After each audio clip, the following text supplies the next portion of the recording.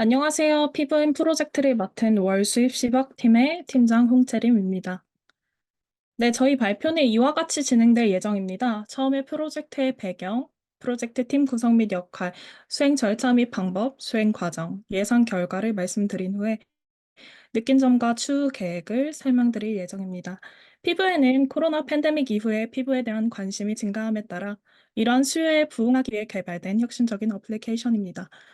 팬데믹 기간 중 대부분의 사람들이 마스크 착용으로 인해서 경험했던 피부 문제와 마스크를 벗고 일상으로 복귀하면서 늘어난 피부 관리 필요성이 이 앱 개발의 배경입니다. 또한 화면에 보이는 기사의 그래프에서 확인할 수 있듯이 피부과 방문 인구의 증가와 피부 관리기에 대한 전 연령층의 관심으로 이러한 서비스의 수요를 뒷받침하고 있습니다. 피부에는 사용자의 피부 상태를 정밀 분석할 수 있는 인工지능 기술을 기반으로 합니다. 이 기술에 관해서는 수행 절차 과정에서 자세하게 다루겠습니다. 디자인 컨셉은 스킨톤에 맞춰서 정하게 되었습니다. 또한 현재 화면에 보이는 개발 환경과 프레임워크들을 활용해 만들게 되었습니다. 이 기술을 통해 앱은 사용자의 피부 문제를 10개의 클래스로 정확하게 식별하고 여드름, 아토피, 곰팡이성 피부염 등 다양한 피부 문제에 대해서는 챗봇을 통해 치료 방안을 제공합니다. 더 나아가 피부에는 사용자의 개별적인 피부 상태 관리와 필요에 의해 맞춤화된 피부과 및 전문가를 추천합니다. 저희 다이어그램은 피부인 프로젝트의 여러 기능과 서비스 간의 관계를 표현하고 있습니다. 구체적으로 설명드리자면 처음에 보이는 것은 로그인 창이고 이 창을 통해서 여러 회원 정보를 확인합니다. 회원 가입 및 로그인을 진행한 후 이미지 피커라는 플러터 패키지를 이용해서 사용자의 환부 사진을 촬영, 입력해 저희가 만든 모델을 통해서 판별하고 그 판별 결과를 챗봇 창에서 확인하도록 플로우를 연결해 주었습니다. 이 챗봇 창은 피부 병변 치료 방안에 관해 LLM 모델인 구글 제미나이를 파인 튜닝하였고 피부병을 자가 진단할 수 있는 체크리스트 창으로 연결되는 버튼과 사용자 위치를 기반으로 해 주변 병원을 소개해주는 버튼으로 이루어져 있습니다. 더 자세하게 보여드리자면 이와 같은 형태의 프로토타입을 확인할 수 있습니다. 플로우는 앞에서 말씀드린 다이어그램의 플로우와 같습니다. 이 프로토타입을 자세하게 보여드리고 싶지만 시간 관계상 차후에 어플리케이션 시연 영상으로 대체하겠습니다. 저희 프로젝트 팀 구성 및 역할은 다음과 같습니다. 월 수입 10억 팀은 3인으로 구성되어 있고, 저는 팀 리더로서 전체적인 앱의 흐름과 컨셉을 기준으로 중간중간 필요한 파트의 구성에 힘썼습니다. 처음 도면 디자인 설계, 피그마 프로토타입 제작, 플러터 내의 기능을 부분 구현하였습니다. 이상원 팀원은 피부 데이터셋을 활용해서 데이터 정제 및 분석을 통해서 좋은 프리트레인 모델을 논문 바탕으로 선별해 레즈넷 50 모델을 저희 취지에 맞게 구현하셨습니다. 이승환 팀원은 모바일 플랫폼을 플러터 기반으로 구현하셨습니다. 저희 팀의 전체적인 플러터 파트 플로우 부분을 담당하셨고, 카카오 맵 구현 파트를 집중적으로 담당하셨습니다. 프로젝트 수행 절차는 표와 같이 진행되었습니다. 사전 기획은 2월 19일부터 23일간 진행되었고, 기간 동안 팀 빌딩과 기획안을 작성했습니다. 이후 26일부터 데이터 수집을 진행했습니다. 그와 동시에 전처리도 같이 진행을 했습니다. 저희 팀의 타겟 데이터는 기획 기간 동안에 이미 정해져 있었고, 기본적인 데이터 전처리 파일도 같은 시기에 만들어져 있었기에 전처리도 빠르게 시작할 수 있었습니다. 모델링 시간은 3월 1일부터 시작해 3월 18일까지 진행하였고, 프리트레인 모델들을 여러 종류 돌려보았습니다. 서비스 구축은 처음 데이터 수집을 하는 동안에 플러터로 틀을 만드는 작업부터 시작하여서 4월 10일에 완성하였습니다. 그래서 총 개발 기간은 약 7주간 진행되었습니다. 데이터 선별 기준을 말씀드리면 댐넷은 피부 질환과 관련된 포괄적인 정보를 제공하는 세계적으로 인정받는 자원입니다. 다양한 피부 상태를 다루는 수천 페이지에 달하는 광범위한 데이터베이스를 보유하고 있으며 이는 치료 방법, 조리 병리학, 피부과 의사에 대한 정보를 포함한 다양한 주제를 다루고 있습니다. 댐넷의 모든 콘텐츠는 의료 전문가에 의해서 작성되고 개시 전 피부과 전문의에 의해서 거쳐 신뢰성과 정확성을 보장하고 있습니다.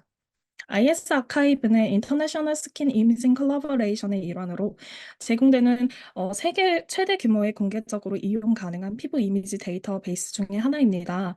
이 플랫폼은 피부과 이미지의 디지털화와 표준화를 목표로 하고 있으며 광범위한 피부 질환 이미지를 연구자와 공유하여 진단 기술의 개선을 도모하고 있습니다. 프로젝트 수행 절차를 시작할 때 ISRC 데이터와 댐넷에서 제공하는 피부병 이미지를 활용하였고 데이터는 총 27,153개이고 10개의 클래스로 이루어져 있었습니다. 훈련 검증 평가 데이터로 8대 1대 1로 나누어 진행하였습니다. 네, 화면에서 보시다시피 아토피 피부염이나 기저세포암 등 여러 라벨링과 이미지를 보실 수 있습니다.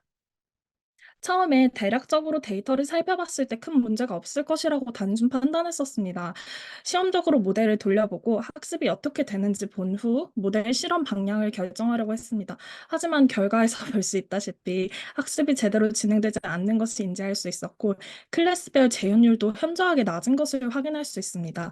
네, 그래서 보시게 되면 70% 이하의 클래스가 7개나 되었고 그중에 대부분이 60% 이하인 것을 확인할 수 있습니다. 그래서 저희는 이 부분을 보고 클래스별 분포의 불균형 문제라고 판단을 해서 오버 샘플링과 언더 샘플링이라는 기법을 활용했었으나 오버피팅이 나는 현상이 초래되었습니다. 그래서 앞서 설명드렸던 문제 같은 경우에는 클래스가 많아서 생기는 문제라고 생각을 하고 클래스를 10개에서 7개로 줄이고 학습을 진행하게 되었습니다. WANDB의 이제 WANDB를 활용해서 모델 훈련에 최적화된 하이퍼 파라미터 값을 찾으려고 했었습니다. 그래서 이제 여기에서 보시다시피 7개로 줄이고 여러 모델들을 돌려본 결과를 볼 수 있습니다. 이 부분에 관해서는 미실험 결과를 토대로 에폭 36 러닝 레이트는 10의 마이너스 5승, 옵티마이저는 아담으로 했고요. 그리고 배치 학습은 앞에 보여드렸던 이미지인데요. 진행하지 않았습니다. 7개에서 7개의 클래스에 대한 6개의 모델 학습을 실시한 부분이고 앞에 그 부분에 관해서는 배치 크기가 상관관계표를 봤을 때 증가할수록 밸리데이션 로스가 증가하고 테스트 어큐러시 또한 감소하는 그런 결과가 나왔기 때문에 따로 파라미터 값에 추가하진 않았습니다. 결과에서 볼 수 있듯이 레즈넷 50과 레즈넷 152가 가장 우수한 성능을 보이게 되었는데요. 여기에서 레즈넷 50 모델을 선별한 이유를 더 첨가하자면 위에 이 부분의 논문인데요. 서울 아산병원 피부과 장성은 아이피부과 한승석 원장과 인제대 상계 백병원 김명신 교수가 제일 저자로 참여한 논문에서도 동일하게 레즈넷 152가 피부 분류에 가장 우수한 성능을 보였다고 저술했습니다. 레즈넷 152가 피부 분류에 가장 우수한 성능을 보이는 이유는 복잡한 피부 질환의 임상 이미지와 같은 고해상도 데이터를 처리하기 때문이고 이 모델은 깊은 네트워크 구조를 통해서 다양한 특징을 학습할 수 있기 때문에 피부의 미묘한 차이를 구별하는 데 유리하다고 서술했습니다.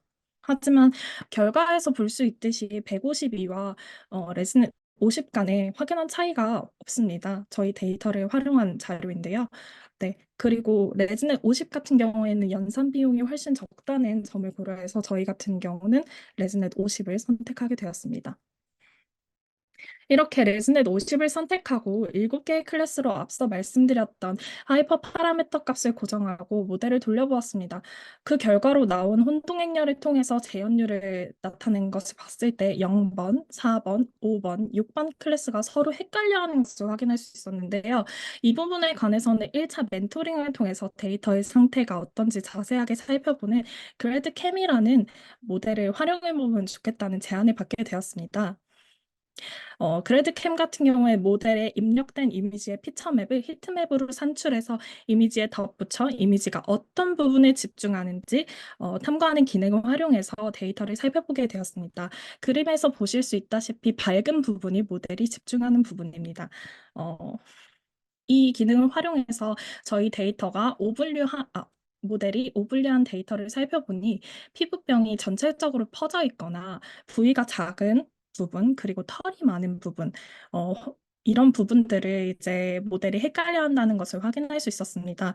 또한 피부병이 자세하게 보이지 않는 이미지 등 사진 각도에 따라 특징이 추출이 되지 않는 데이터도 같이 존재를 했는데요. 이런 문제들을 확인하고 난 후에 저희는 ISIC 및 댐넷에서 제공하는 이미지 중에 명확하게 인식이 될 수 있는 피부병 이미지를 다시 선별해서 새롭게 모델을 훈련하게 되었습니다. 이때 선별은 육안으로 클래스가 잘 구분될 수 있는 데이터 수를 늘려서 진행을 하게 되었는데요. 그 결과 0번, 4번, 5번 클래스의 재현율이 증가하는 것과 기존에 학습이 되지 않았던 클래스들의 피처 맵이 개선되는 결과를 가져온 것을 볼 수 있었습니다. 화면에서 볼 수 있는 이 핑크 색깔이 이전 모델이고요. 붉은 색깔 부분이 이제 이후 모델이라고 보면 되시는데요. 아래에서 보실 때 핑크 색깔 부분이 이제 0번 클래스에 대한 결과입니다. 오블리한 것을 봤었을 때 털 부분에 이제 그 히트맵이 그려져 있는 거, 그리고 조금 더 어두운 부분에 히트맵이 그려져 있는 것. 네.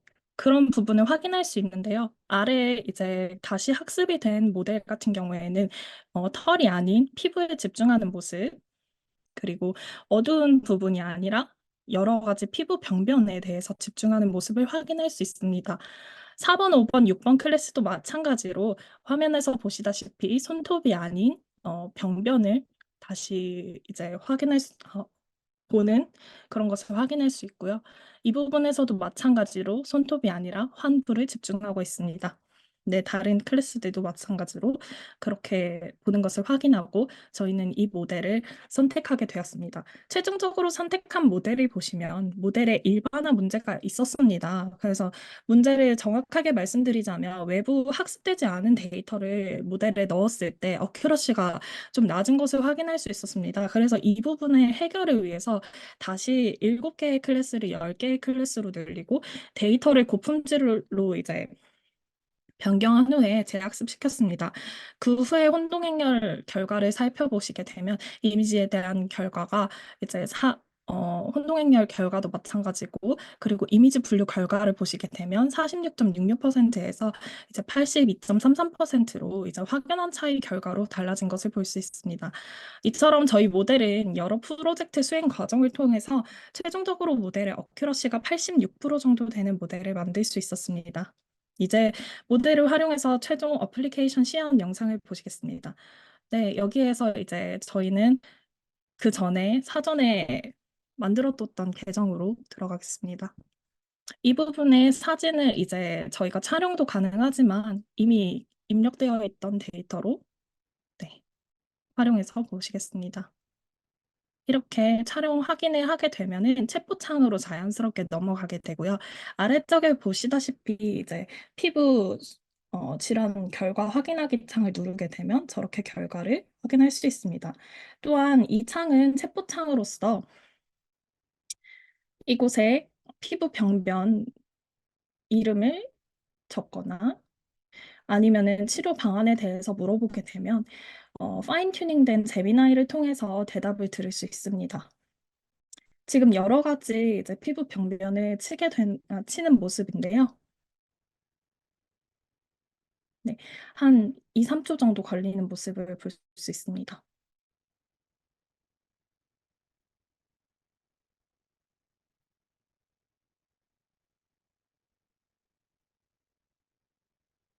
네, 이렇게 피부 벽면을 치고 난 다음에 처음에 이제 파인 튜닝을 할 때 주의사항에 대해서 실제 치료나 이런 부분은 진단 권고는 이제 피부과 전문의에 따라서 달라질 수 있다는 점을 이야기하고 있습니다.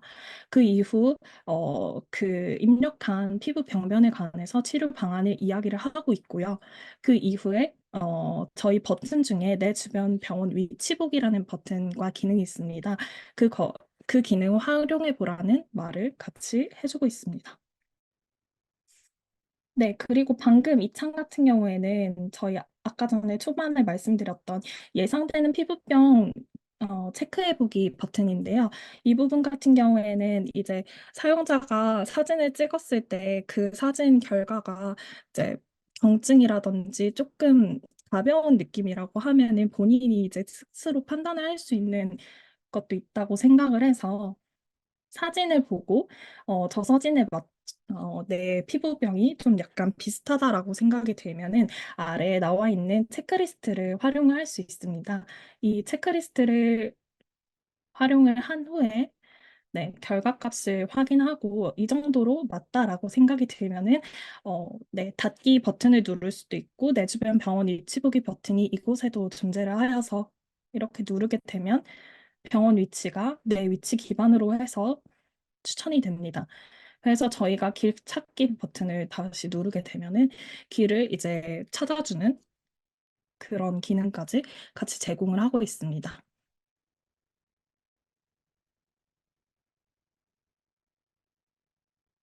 이렇게 클래스도 다르게 넘겨서 진행을 할 수 있습니다.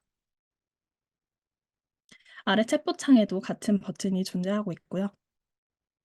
네, 저희는 이렇게 앱을 만들게 되었습니다.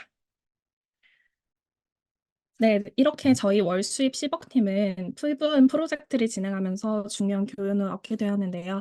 프로젝트의 성공이 체계적인 태스크 지정과 꼼꼼한 계획 수립이 기반할 때 가능하다고 생각합니다. 그를 통해서 이제 저희는 각 단계를 효과적으로 관리하고 목표 달성을 위한 기반을 마련했다고 생각을 합니다. 그리고 개인의 역량이 뛰어난 팀원들과의 협업을 통해서 좀 목표 지향적인 회의를 할 수 있었다고 생각을 하는데 그 부분이 저희 프로젝트의 방향성을 설정하는 데 크게 기여했다고 생각합니다. 네, 그리고 저희 프로젝트의 추후 계획을 말씀드리자면 현재 댐넷의 데이터를 가지고 활용한 학습 데이터는 단지 시작에 불과하다고 생각합니다.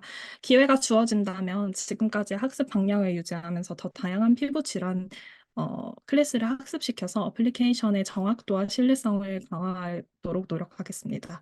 그리고 이 프로젝트가 상용화가 된다고 하면 병원과의 협력을 통해서 저희의 서비스가 보다 전문적인 수준으로 확장이 될 것이라고 생각합니다. 의료 서비스와의 연계를 강화해서 사용자에게 더 신뢰성 있는 정보를 제공하는 것이 저희의 목표라고 생각을 합니다. 그리고 현재 사용자들의 관심을 받고 있는 바디 타입 진단, 그리고 그림에는 나와 있지 않지만 퍼스널 컬러 진단 등의 기능을 활용해서 쇼핑몰이나 화장품 분야 등으로 사업을 확장할 수 있다고 생각합니다. 이를 통해 다양한 다방면에 활용 가능한 플랫폼으로 발돋움하고자 합니다. 네, 여기까지가 저희가 준비한 내용입니다. 감사합니다.